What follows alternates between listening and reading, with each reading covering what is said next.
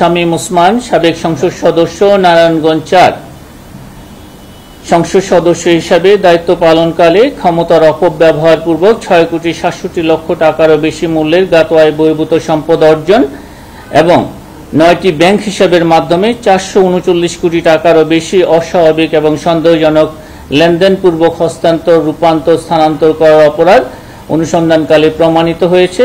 এই কারণে তার বিরুদ্ধে দুর্নীতি দমন কমিশন আইন ২০০৪, দুর্নীতি প্রতিরোধ আইন ১৯৪৭ এবং মানি লন্ডারিং প্রতিরোধ আইন ২০১২ এর সংশ্লিষ্ট ধারায় একটি মামলা রুজুর সিদ্ধান্ত গৃহীত হয়েছে।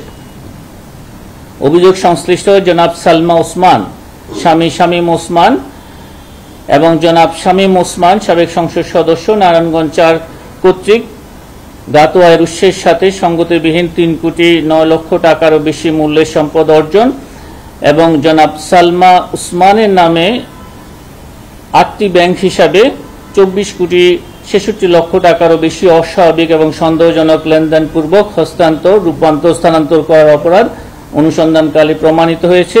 এই কারণে তাদের দুজনের বিরুদ্ধে দুর্নীতি দমন কমিশন আইন ২০০৪ এবং মানি লন্ডারিং প্রতিরোধ আইন ২০১২ এবং দণ্ডবিধির সংশ্লিষ্ট ধারায় আরও একটি মামলা রুজুর সিদ্ধান্ত গৃহীত হয়েছে।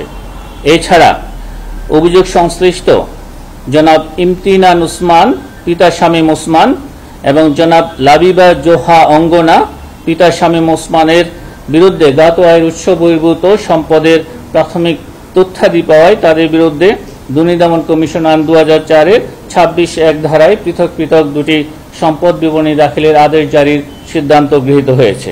স্বজন সিপিভিসি পাইপ বাংলাদেশের ১ নম্বর এনএসএফ সার্টিফাইড সিপিভিসি ব্র্যান্ড।